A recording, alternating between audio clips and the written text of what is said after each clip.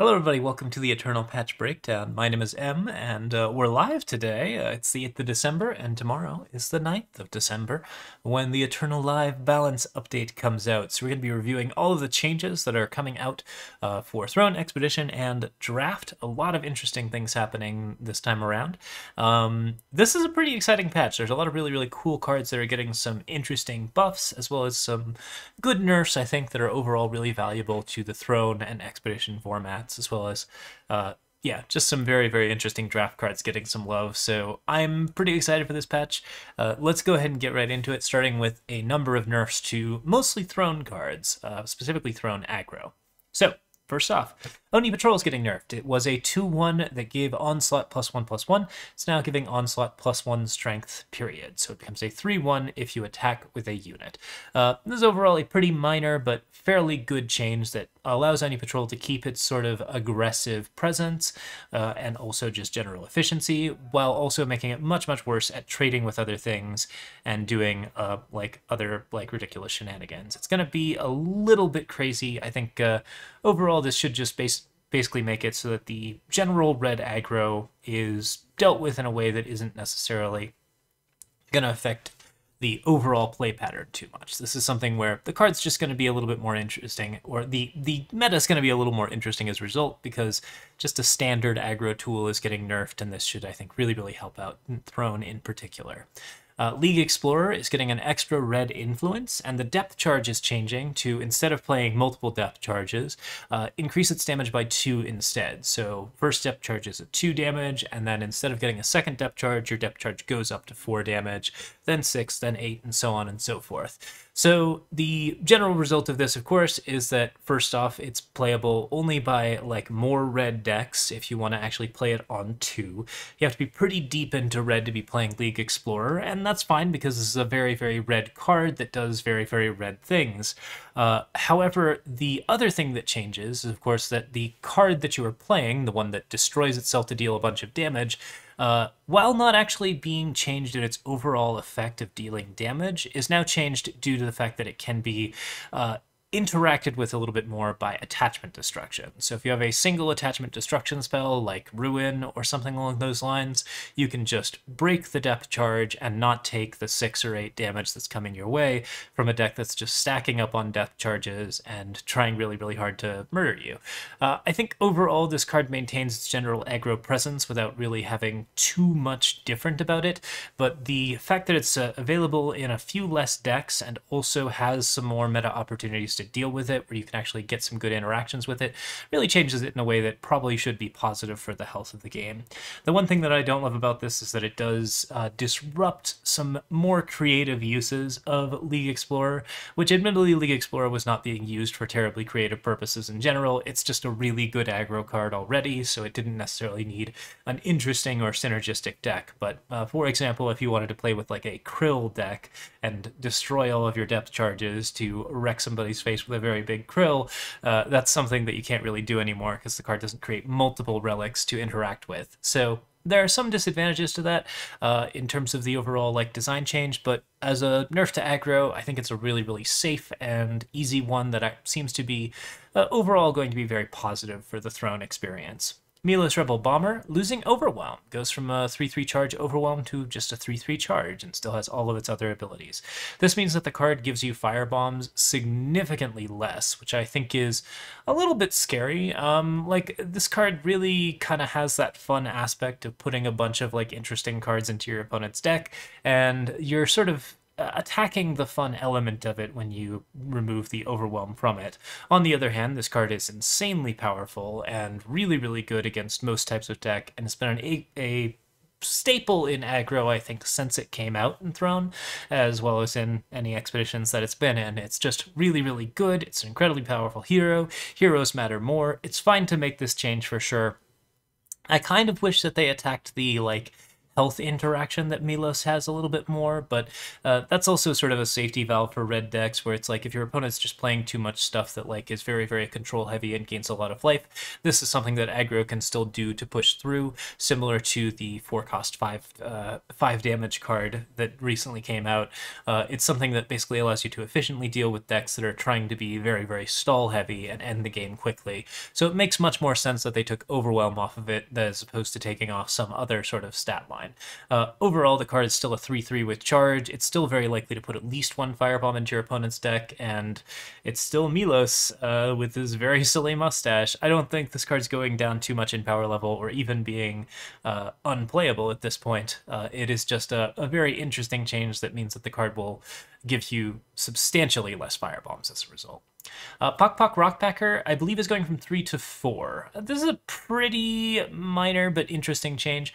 I like Pok Pok a lot because the card is just like, it's very unusual for a Yeti to have 5 health, and that's something that I think specifically gets addressed in the patch notes. They talk about how Pok Pok has a lot of extra health, and like that's important for making sure that you do some interesting things with like Hailstorm and Saloon Massacre. But like the card still gives you a snowball. It is somewhat aggressive, and you can interact with your other cards while still giving it like a decent amount of aggression. I think that because this card typically, it's not really a nerf from 3 to 4 so much as it's a nerf from like 0 to 1. Pok Pok is a card that you play on your like 3/1 Yetis, and then you get a snowball and you have like a big old mass of stats on the board. So this allows the card to still be like fairly interactive. I think it does make it significantly less aggressive. We'll see if it has a place in the meta as a result of that, but overall this isn't too bad a change because the bond reduction of the card does mean that the card only costs like 1 or 2, and you're still very likely to be able to play a Yeti in the next turn that you're like setting up. You just won't be able to play like your turn 3 Yeti into a Pok Pok. It'll be like your turn 3 Yeti and a Pok Pok on turn 4, which is fine. So yeah, overall, not too bad. Silverblade Intrusion is getting a little bit of a nerf, or a little bit of a change. This is a...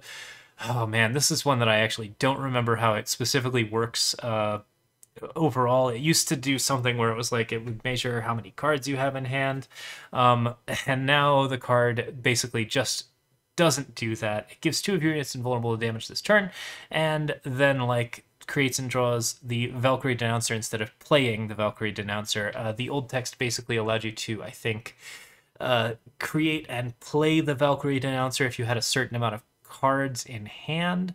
But like, yeah, it's a little bit weird. So yeah, like as you can see, if you have 6 or more hands, you get to play a Valkyrie Denouncer and have a Valkyrie Denouncer. I never liked Silverblade Intrusion. I thought this card's design is incredibly fiddly. It rewards you for something it really shouldn't be rewarding you for, which is just being very, very deep in green, which is, you know, I feel like green is a color where the more you have of it, the less interesting the green decks are.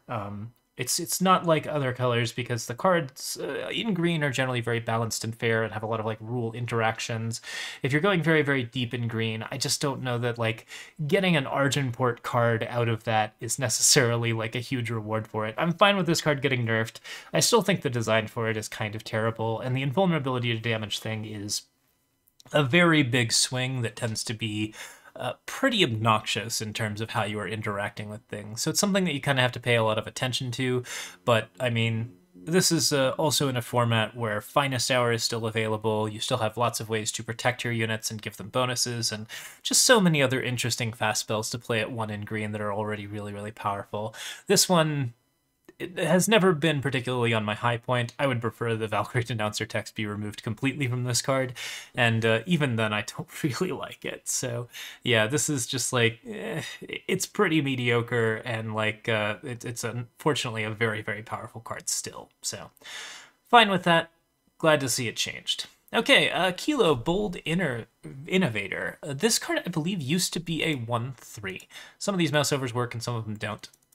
Yep, okay. So this used to be a 1/3 with, I think it was a pay 2 ability, but that was like a little bit too much for sure, because this card basically allowed you to activate a wide variety of weird sacrifice effects, up to the point where sacrifice decks that played Kilo were just like much more likely to win if they had a Kilo than if they had anything else in their opening hand.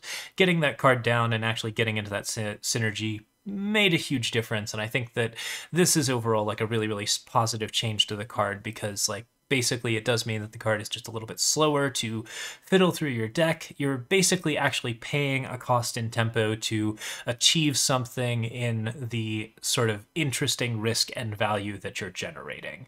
And overall, that seems like a pretty solid thing. You also get the +1 cost for each of its battle skills text. I think that's new. I believe it used to be like an additional 2 or something like that. But this sort of like plays around with some interesting activation stuff. And yeah, it's it's a much more interesting card as a result. I'm pretty happy with that. And also I like that the card is more survivable. I think that that's a solid sort of side grade to it as a result. Evenhanded Golem. Finally, we see a nerf to it that might actually change something about it. This card has always had extremely high representation in Throne, which there are reasons that it should. It is very, very cool to build even-handed decks, and there are a lot of interesting things that happen with it that make it very, very fun to do. But the way that the card interacted with even-handed decks was often pretty degenerate for most players, because it's a colorless card, it has already decent stats, and it just drew you 2 straight cards every time you played it, which ends up being a huge problem because the card just always outvalues you in a way that makes it very, very hard to interact with it unless you are interacting with the value aspect of the deck. Like you have to turn off the even-handed golem, and doing so by adding firebombs, by increasing costs, by basically like messing with their deck structure is pretty difficult to do before even-handed golem just gets played, goes online, and immediately gets you enough value to put you in a position to do really, really well in the game. The new change to the card is that instead of drawing 2 cards, you get to draw a card or give Evenhanded Golem +2/+2.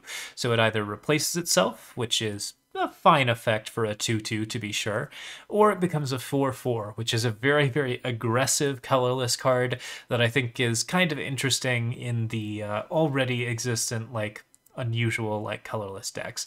It's kind of a shame you can't play this along like the 2/3 cost 5/5s, but it is pretty funny that like the name of the game in colorless in Eternal is like very, very big units with no stats or anything else going on. I think that's kind of interesting. I think that this is a really interesting choice to be making in an even-handed deck, and the decision of whether to make a 4/4 or whether to draw a card is going to be a pretty difficult one sometimes. But both potential plays do make for the card being like a lot more interesting, and I think this does make the card significantly more interactable. Like if you're playing an even-handed deck, you're still getting rewarded for it. You still have ways that your opponent can counterplay you, but like in neither situation is the golem the only thing about your deck that's interesting.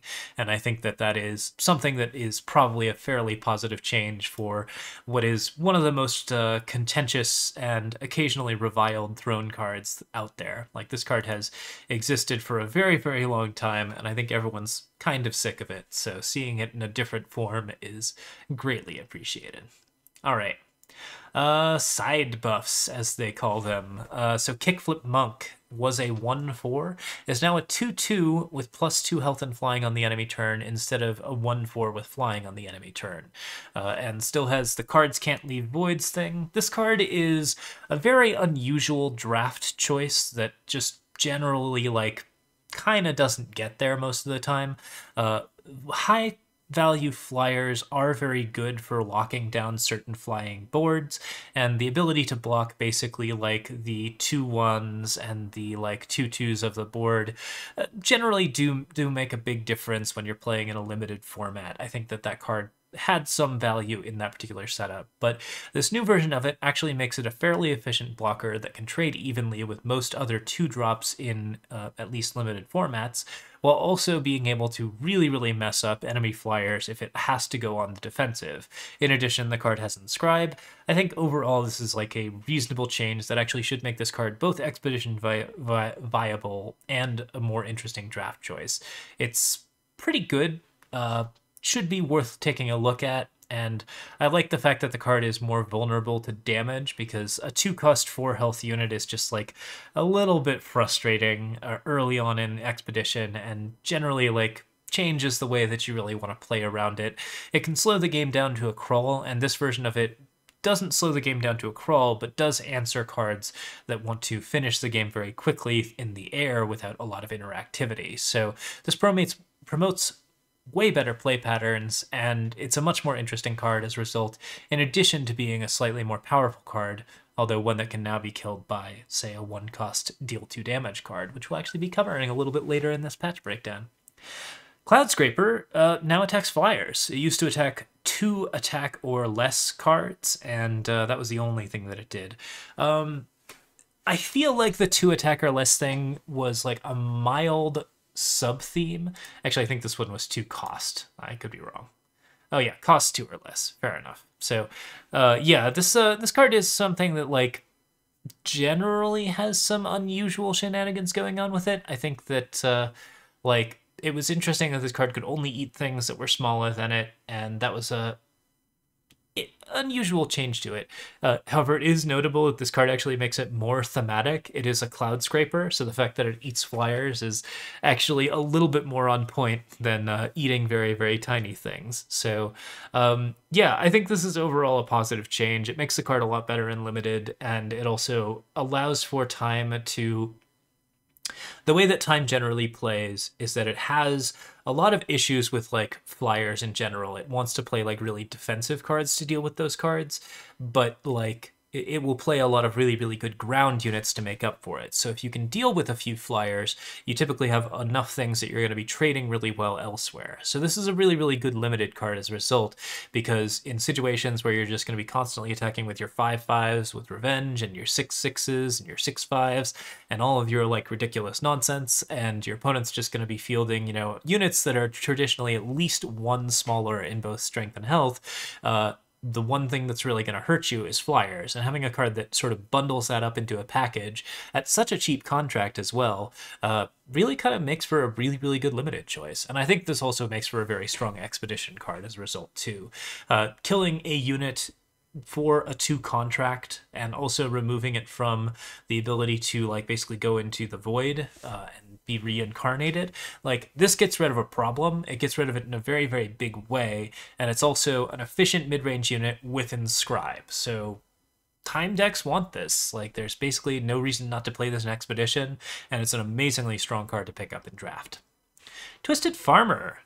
This was a 1/3 and now it's a 2/3. This card's really, really fun to play.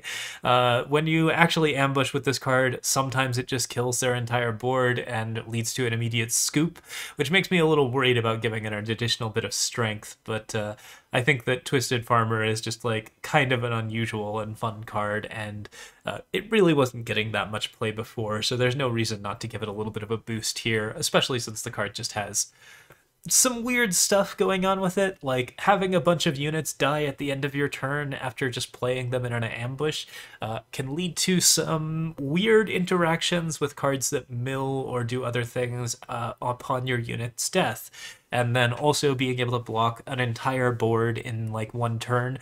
This is like a shadow fog effect in many ways, and that is just fascinating. It did get an additional influence requirement. That seems very likely. Let me check here. Yep. Yeah, so 1 more influence requirement does mean that you have that whole setup there. Thank you, Tempest. But yeah, like I think that doesn't change too much about the card. It just means that you're much more likely to play it at a later date with a lot more mandrakes than at an earlier date with a lot less mandrakes. And I think that influence is particularly necessary because the card has ambush. If you play a 2-drop 2/3 ambush and you just kill one of your opponent's 2/2s, that's something that you could really expect out of like Time or Elysian or something along those lines. But Shadow doesn't really have that type of interaction, so it makes sense that you'd have to be a little deeper into Shadow and typically a little later into your turn to have that kind of interaction a bit more accessible. So that makes sense. Definitely is an important addition, I think, to keep the card in line. Rambus Challenge goes from a 3-cost to a 2-cost. This card's a lot more interesting as a result of that. It was completely unplayable before. The invoke ability on it was the only thing that was valuable about it. You give it like a little bit of a damage boost. I think it was +3 and invulnerable to damage this turn. But then, of course, like, no one's going to block your unit, and if they are going to block your unit, you're probably not going to get anything super great out of it. The card just doesn't invoke that often because you always want to play something more interesting on your turn 3, and now you're getting that +2 bonus instead, which is, yeah, like, I would say that, like, in draft, this just wasn't very strong.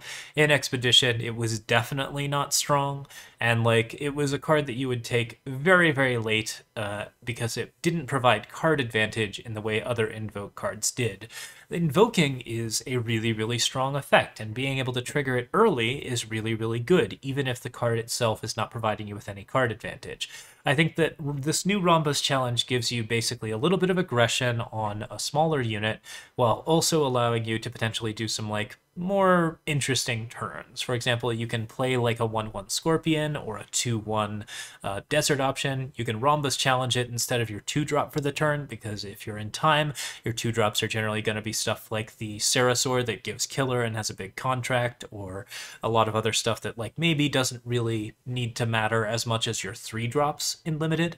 So now you can actually like do Rhombus challenge pretty early, have an invoked card to play with, and get some interesting value out of it. I think this is a much stronger version of the card. I think it's mostly just a much more playable version of the card, and one that you're more likely to see in draft, even though I think it's probably still a mid to low pick. Know Thy Enemy. Kills each unit with cost 2 or less, amplify 3 to play a unit with cost 5 or less from the top 5 cards of your deck, and bottom the rest. What it was previously was amplify 2 for the same effect, but you had to pay 4 for it. I think this is a pretty solid change. This card basically just says that if you're an Argenport and you have way too much power, you get to win, which is fun, but like the multi-amplify, as they say, was not great. I feel like this is a bit more of an interesting change to it. They do actually allow you to get your basically use it as like a Argenport Lightning Storm. I'm a little bit concerned about Argenport having access to like a Hailstorm or Lightning Storm effect where they actually get to kill a bunch of aggro units, because Argenport is a current deck that runs Nothing Remains and also runs Harsh Rule, and this basically gives them access to like Hailstorm as well, meaning that control decks that can just run a full suite of mass sweepers, which gets to be a little bit unpleasant over time. In addition, the amplify for this card is still quite good. You are pretty happy to play this at 6, you're pretty happy to play this at 9. It's not as happy to play it at like 10 or at 8 or anything like that, so like there's definitely a lot less flexibility where this card doesn't like, you know, give you too many other things. But yeah, I would say that this overall is something where they just have like, there's so many sweepers in Argenport right now. You have Saloon Massacre, you have a bunch of other like interesting options, and so like it's interesting to see this card get like a small sort of change up, but I'm also unsure about how it plays in Throne now that it's been changed. Most of my problems with the card are with the version of it that it was before, so changing it doesn't really change the problem for me, but I think it is a positive change nonetheless, albeit a fairly small positive change.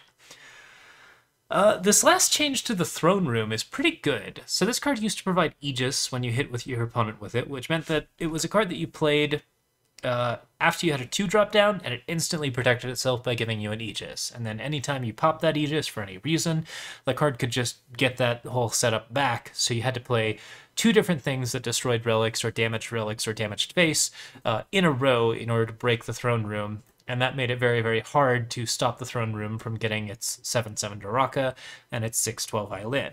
Both of which are really, really good cards, really, really fun to play, and definitely the objective of the Throne Room. The new version of the Throne Room has its own separate objective, where you're giving your heroes +1/+1. This allows you to play really aggressive hero decks and actually play the Throne Room for reasons other than the value that the card provides. It also means that, like, you know, you have a few more interesting things that you want to play it with. You also want to play it specifically in hero-based decks. So it's a big change up to how the card interacts with people and also how the card plays. I think it is generally a really positive change because it leads to really interesting board game advantages for hitting enemy players, which is still a great reward, but it also means that the card is not just invulnerable and really, really difficult to deal with. I think that that is something that makes a big change. I'm a big fan of the 6-12 Eilin. I'm a big fan of the 7-7 Daraka. Both of those things are really, really fun to see, and I like that people can now destroy the throne room to stop that from happening, because when that did happen, it was usually the end of the game. And this is something where it's got like a little bit more interaction as a result, but you're also getting a little bit more on-face summon value to your just generally aggressive board as a result. So Hero Yetis seems like a thing that could definitely have some fun with this, and there's some really, really good changes to it overall. All right, there's still more buffs that are considered to be sort of, they call these ones the unambiguous buffs in no particular order. There are a couple that are a little bit different, and we'll talk about those as we go along. But first up is Ancient Defenses, one of my favorite cards. This is a 3-drop that deals 3 damage to an enemy, now a 3-drop that deals 4 damage to an enemy. This is a really good change-up. The card is just still really, really fun. I like this card a lot. I love how it interacts with Sentinels. I like that it's a relic that deals damage. I like this card for a lot of different reasons, and I'm happy to see it buffed. I don't think this buff is necessarily something that changes up its overall format, but it does allow it to interact a little bit better with other parts of the board while still giving you into your like weird Sentinel shenanigans. And the when you play a Sentinel ability is very impactful, but not typically very value-oriented. It's much more about like making sure that your Sentinels can like basically push on your opponent in ways that are very, very scary. And it's also about Relic Sentinel interaction, both of which are things that are really, really fun to play with. So this is a really positive change overall. Bullseye now kills an enemy relic instead of an enemy relic that costs 2 or less. I never saw anyone use the bottom half of this card for anything, so that seems like a decent change overall. It does mean that Bullseye's a higher draft pick by a small amount, and a much more interesting Expedition card by a pretty large amount. Since there are no markets in Expedition, cards that have good flexibility are really, really valuable. Bullseye was not a card that had good flexibility. It was specifically a card that dealt 2 damage to the enemy player, and then like, there just weren't many targets for the other options. Now this card actually destroys relics, and that is a big deal in Expedition. I think this is something that might actually see a bit more play as a result. Tychro Conqueror is now a 4-cost. A 4-cost 3/5 flying charge that also has a one-sided wrath on your opponent's board, if your opponent's board is like tokens, is just a lot. That's a really significant buff. I am curious to see how that goes. It certainly wasn't a great card before, but it's clearly a really good card now, so we'll see who plays with it and what it does. It's still, I think, a meta answer. The -1/-1 effect is not necessarily going to be absolutely insane, but notably, like, if you are doing something to play multiple Tychro Conquerors, figure out some way to copy them multiple turns in a row. The only thing I can currently think of is Twinning Ritual, which would make it a 5-color deck. But if you wanted to like just basically like set up in a way that you're consistently drawing and playing Tychros, the more Tychros you have, the more oppressive Tychro becomes, and that I think is something that's really interesting when the card only costs 4. So we'll see if there's anything cool that people can do with it. All of the things that I can currently think of are in blue, but it's also a card that you can now Haunting Scream, which is horrifying and wonderful. So yeah, this is definitely something to play around with a little bit. Arcana Monitor is now 4-cost over a 5-cost. This is one of those Mighty Have Fallen things, along with Throne Warden. Basically, like, this card used to just absolutely dominate back in, I think, Omens of the Past when it released. It was a really, really good rally effect that happened to work really, really well, and was also in a unit format. So if you played it with a bunch of Grenadins, you got a really big Sentinel, and then you basically just rolled over your opponent with a bunch of other units. And you could do that with even just, like, a pile of small units. Now the card is a little bit cheaper, so you can get access to that value a little bit earlier, combined with like the 2-cost deal 1 damage and make 2 Grenadin, and the like sacrifices for 3 Grenadin, a bunch of other like interesting toys. I think this is a card that starts seeing play again and could potentially even be busted again. Pretty interesting stuff. Throne Warden's now a 4/4, or a 4-cost. Yeah, that card was like sort of benchmark power back when it was originally released. I don't remember if it was Omens or if it was a promo card in the first set. I think it might have been a promo card in the first set, but it was traditionally a really, really strong armory option that gave you a bunch of armor and had Aegis while also being really well statted for its cost. It's now even better statted for its cost, so this is definitely worth some worth a look again. Yeah, seems pretty wild. Definitely gonna see a lot of like really, really fun stuff out of this, and pretty interested to see where it goes. Tinker Overseer is back to being a 2/2. I think this card was a 2/2 before, and now it is a 2/2 again, which just adds power to it because I think it's a throne card. So, yeah, this card's very reasonable again due to that change up. 2/2 flyers are really powerful, and Tinker Overseer is very frequently a 3/3 flyer very early and a 6/6 flyer very late, and all of those things are just good. Yeah, not a bad Tinker, definitely worth giving a shot with in Throne. Huru Sentry. I have not even seen this card before. It does not come up very often in draft. I would not be surprised if it was a fairly high pick in draft as a 4/3 flying Overwhelm. Now it seems like an even higher pick in draft because the contract is 2 instead of 4. Yeah, this card looks really good, breaks other flyers, and also is like good at flying itself. I think the buff is primarily focused on Expedition because this effect is powerful enough in draft already, and reducing the cost of it doesn't really affect your draft pattern that much because you're still typically losing a turn in that particular setup, but I mean, in either situation, playing a flyer that kills one of your opponent's flyers and deals some damage to your opponent's face is really good, and playing a flyer with 4 attack is really good, and playing a flyer with Overwhelm is really good, and yeah, this card just kind of hits a lot of bases in Limited. So this is specifically a change that I think really matters for Expedition because it makes the card more efficient and more effective in that particular setup. Stolen Augmentation can be played while either player has a unit, so you don't have to play it when only both players have a unit. I think that's a decent change to basically allow you to play the card for its invoke at any time. If you're just kind of sitting on a board where you can't do anything else, being able to invoke this card seems nice. I think that's a reasonable change.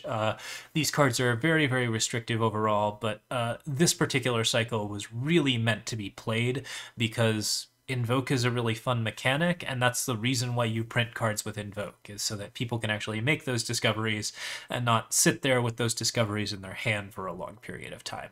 It's very similar to Ramba's Challenge, where like neither card was really just getting... Like, the cards would get picked, but they wouldn't necessarily get played until it was very, very late in your hand, and then you were like, okay, I need a Hail Mary, and then maybe you'd get like 2, 3, 4 cards.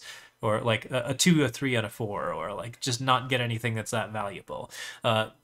Invoke's really much even better early, and I think this is a really interesting card to play now as a result. Argenport Sewers got one of the more interesting buffs. It changed from at the end of your turn, if you have 3 or more rats, sacrifice Argenport Sewers, which was a huge drawback to an already fairly bad card that nonetheless enabled a lot of like weird sacrifice synergies. That effect has been replaced with something completely different that is all upside, and therefore this card no longer has any drawback beyond just like, yeah, as long as it's night, you get rats, and if you get rats, you can sacrifice rats. And if you're playing the Rat King, that's really good, because the Rat King is a rogue. So your rats and your rogues have +1 strength, you play a bunch of rats, your rats are really ridiculous, and it's night, and everything is bad forever.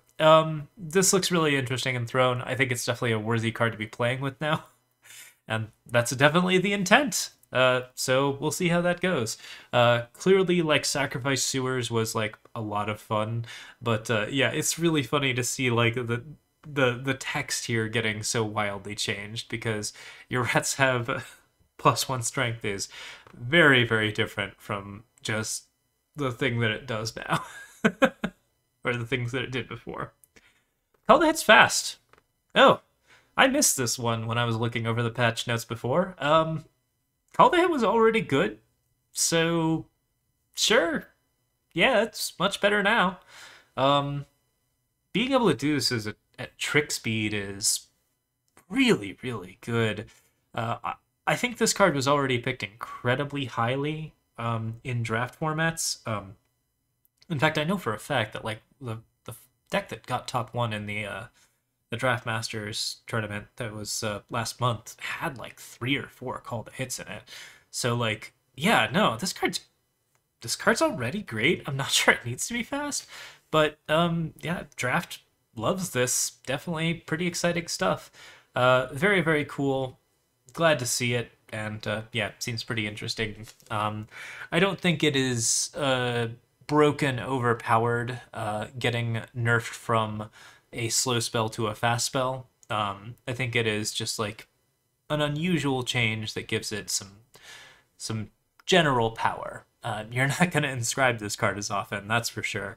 There are so many cards in Expedition and Draft that are like 2 3s or like 1 5s or 1 4s or 2 4s, and Call to Hit just kills all of them.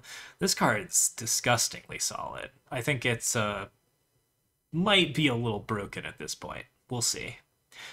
Definitely a good choice in Expedition, and like, yeah, in Draft it's pretty crazy. No, I fully agree with Chet here that this card is disgusting. The one thing yeah, it still only affects a very small subset of units, but whew, it wrecks those units so hard. So 2 strength or less is going to be something that you really got to start paying attention to here.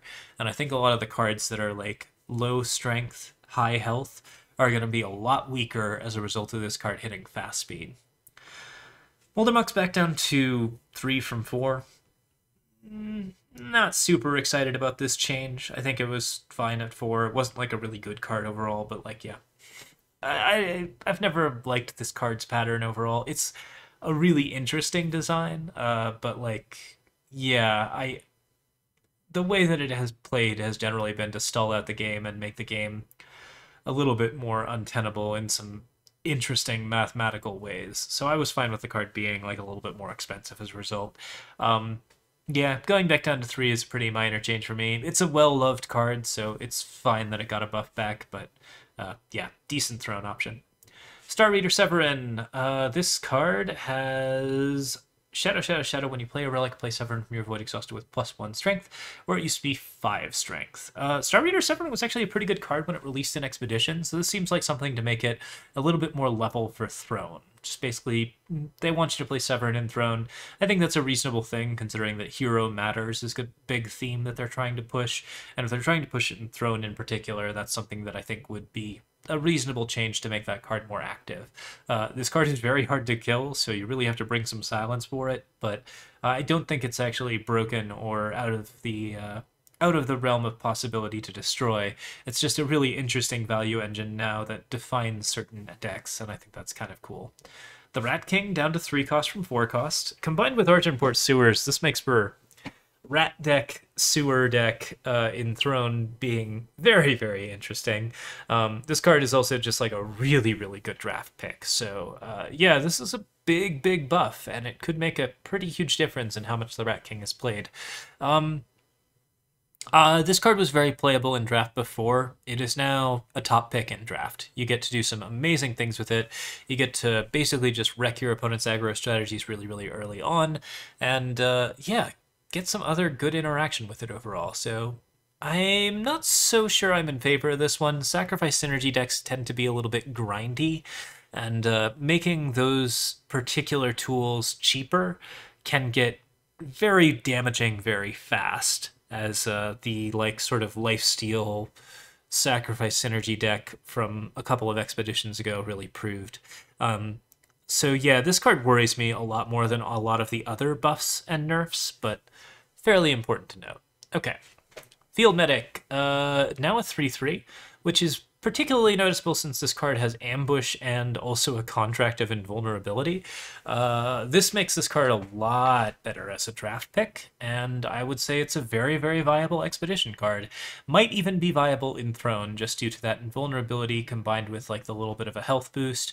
Like, you can basically just hit a wide variety of units with this card now, units that you would not normally be able to kill in time this early, and in the process of doing so, you are also breaking a lot of other other like interesting backs. Like I think that like oof, this deck, this is something that just like wrecks Yetis, for example. If you're getting attacked by like a 4/1 Champion of Fury and you field medic into this thing, like ooh, that's pretty gross. Or like any of like the like big 3/3s like Milos. Yeah, field medic just kind of crashes down. I see this card being a little bit more playable in Throne as a result. Dawnwalkers, now excitingly only double time. Dawnwalker has seen a lot of different changes, but it's never actually had its time influence go down that much. I think that that is something that gives it a bit more viability. It can be Dawnwalker's time to shine again. This was always a really interesting card with a really, really good pattern that just ended up to be like a little bit too grindy with killer effects. And the play from your Void Exhausted thing really removed it from the meta in general. I feel like giving this card the ability to interact a little bit more in other types of decks potentially makes for some very interesting threat interactions. So I can definitely see this being a good change. Alessi Combre Archmage, another Mighty Have Fallen thing, where it's like, wow, this card actually needs a buff. That's kind of funny. 1 cost 2/2 that also gets +1/+1 every time you play a spell. That's gross. This card already was really good, and now it's much more survivable. Like, I can see you just sort of like slamming this on turn 1, warning shotting something, and then, well, you'd have to be in 3 colors, which is not going to happen. But, like, nonetheless, like, you can play a lot of spells in a very short period of time, and then just, like, absolutely destroy stuff with, like, a 3/3 or a 5/5. This is a pretty broken card. This is pretty wild. So, yeah, Throne has a lot of potential for broken cards. I don't know if this one's in Expedition. If it is, it's utterly disgusting. But, yeah, in Throne, this I think is like a really, really big change up. So, yeah, good stuff. Goliath X is a 4/5 instead of a 4/4. I liked this card as a 4/4. I thought it was a pretty fun draft option and a really good expedition choice. As a 4/5, I think that's doubly true. There's a lot of focus on interesting armory cards in this format, and I don't know if enough people have really been exploring that in Expedition. So yeah, we'll be talking a little bit more about armory in the future. There's a lot of really good stuff for these types of decks to exist. Goliath Axe is a card that just provides a lot of different interesting toolkits, and I'm excited to see it go up to a 4/5. I kind of wish it was a 5/5 just for, like, you know, evenness' sake, but that would also be a much more powerful card. And this is something where it's just gotten a little bit extra survivability, so it's much more likely to actually interact with your opponent's spells and make it harder for them to do stuff while you ramp up to your, like, 7-drop relic weapons, so pretty interesting stuff. Pull from Duty was put one of your units in your hand and give it +2/+. It gives you an extra +1/+1 bonus. Pull from Duty's issue is not really what the buff it's giving. Its issue is its cost. This card, the reason you don't play it compared to all of the other invokes.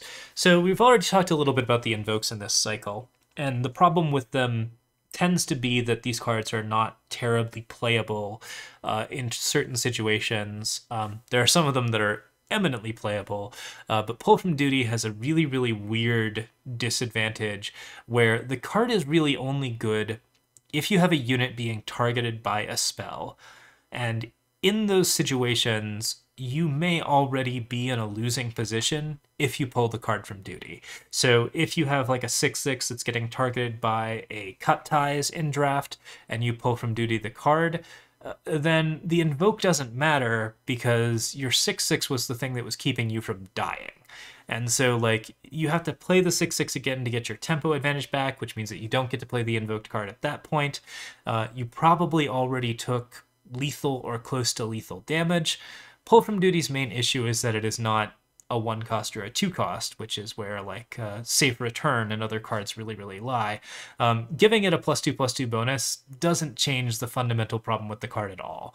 Your card being bigger is not what makes the card better. You want to be able to repeat summon effects with this card, you want to be able to actually have active tempo advantage from this card, and that's just not happening with Pull from Duty. Maybe if you got, like, some cheap ambushes and stuff, but, like, yeah, this is still the least flexible and least likely to get picked out of any of the invoke cards. I think the stat boost makes a difference, but I still don't like the card. I think the design here is just, like, really counterintuitive with the desire to invoke because the card is just very defensive and interacts primarily with your opponent's spells, as well as with like bad trades and other shenanigans like that. You kind of need to play this at like 2, which is, you know, it's Devour territory, it's Safe Return territory, and at that point the card starts to get really, really busted. I understand why this card costs 3, but it also, like, as a member of the Invoke cycle, shouldn't cost 3. It's just way too expensive for what it's doing, and when people are playing this on you, like, you're just already losing before you pull from duty, and you're not winning when you do pull from duty. All right. Curiox's Hunt, now a 3 cost where it was a 4 cost. A good change. This card was a little too expensive for the killer effect, and if you want to trigger the Invoke, this is definitely a reasonable way to do it. I like that all of the Invoke cards in this cycle seem to be getting buffs. That's a pretty cool change. Yeah, I like this. Curiox is a really iconic character, so it makes sense that he'd have a more iconic card, and this is a good Invoke that you'd be pretty happy to play, as opposed to a fairly expensive Invoke that you're reticent to pick in draft. Torgoth's Wares, now a 2 cost instead of a 3 cost. That's a lot.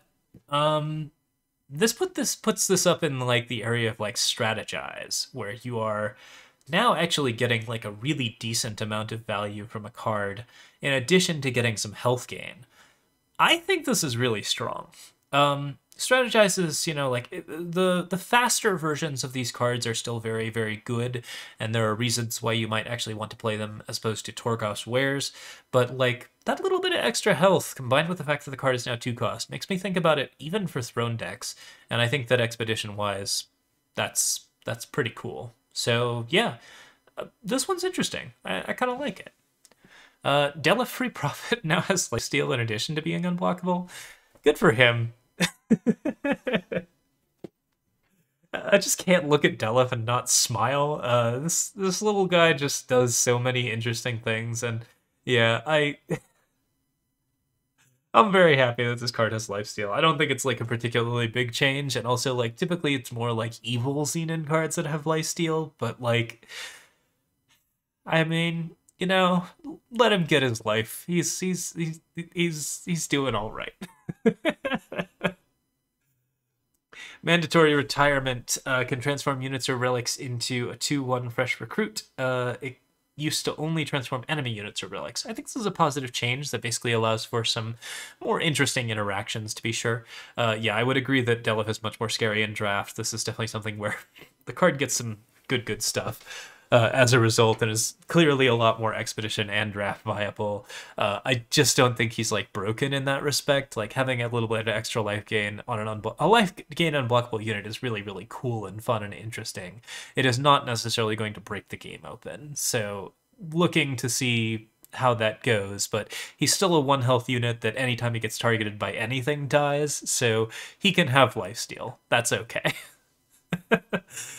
Yeah, but yeah, Mandatory Retirement, this is a good change if you want to play the card more often. I've had a lot of my cards Mandatory Retiremented, and every time it's happened, I haven't felt too bad about it. It's nice to have a fresh recruit, even if it's, you know, cost you your 8 cost unit. So, you know, it's still a pretty like interesting card that actually doesn't feel bad on either side to play, and is fairly fun to play with because it leads to more interesting interactions. I'm pretty positive on this change. Trying to think of what of your units you'd really want to transform into a fresh recruit. Can't think of that many, but there's no reason that it shouldn't have this buff. Minotaur Lighthoof now allows you to make your opponent sacrifice a relic. This is a kind of wild change. Lighthoof is already a good card, so there's nothing like super important about this particular option where you're just increasing their odds and stuff. I think that like this kind of dilutes what Lighthoof does a little bit, and makes it like a little bit less flavorful in that particular respect. It's clearly a meta decision where it's like this, they just need more like ways to kill relics. Shadow doesn't really have that many ways to actually do that, and like Shadow is notably normally very weak against relics. So giving them like a particular tool that they might already have as a result of like doing other things makes sense. This card's a very efficient option, and having more modularity means that it's a much more interesting pick.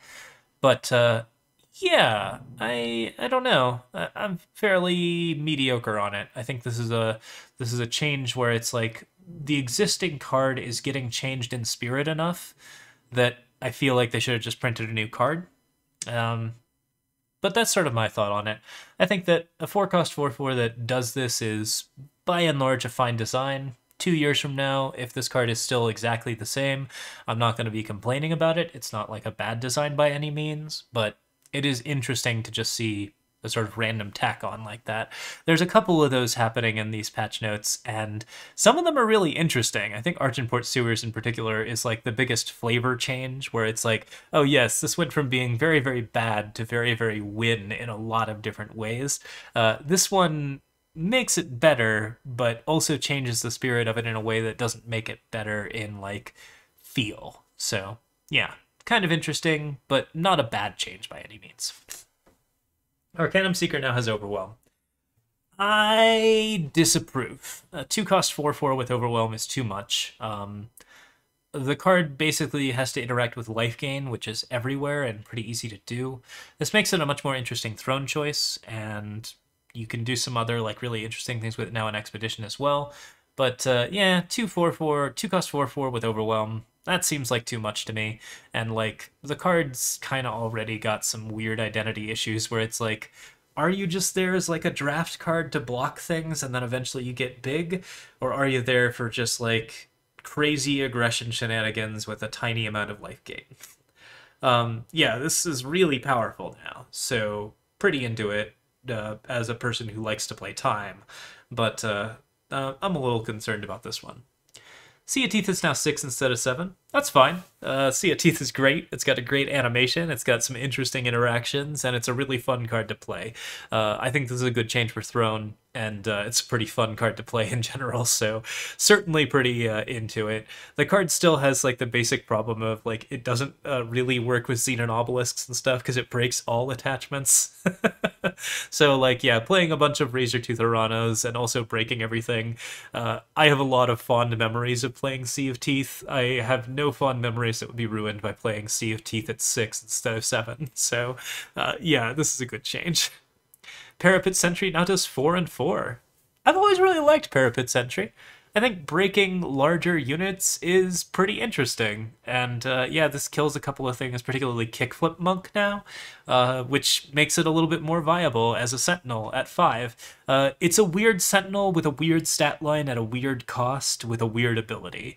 It can have a little bit of extra power. That's not going to ruin it. And I think overall it is just like, I think that's a good change that actually means that it interacts a little bit more with flyers, which is its intended purpose in any situation that you're running.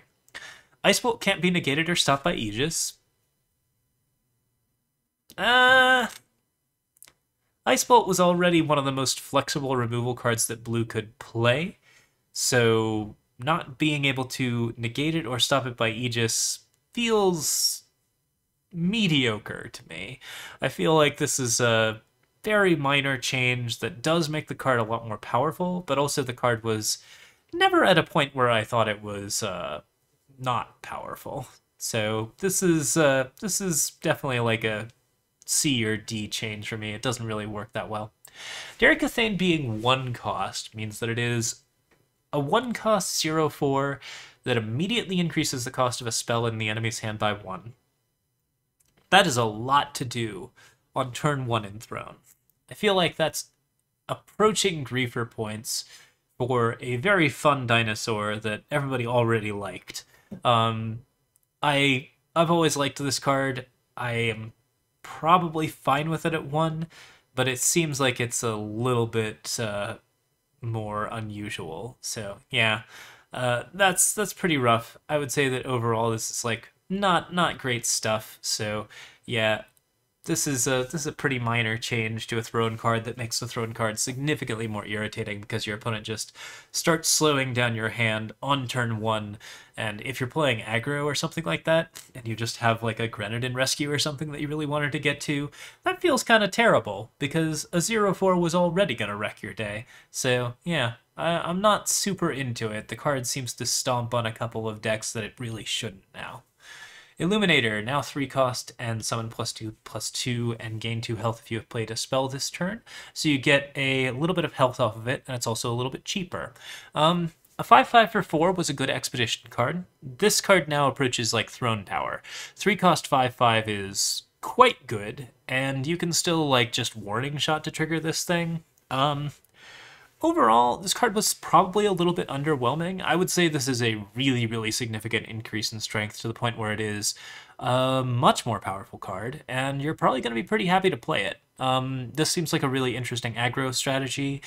I'm relatively positive on this change, but I think it is also a lot, so we'll see exactly how that goes.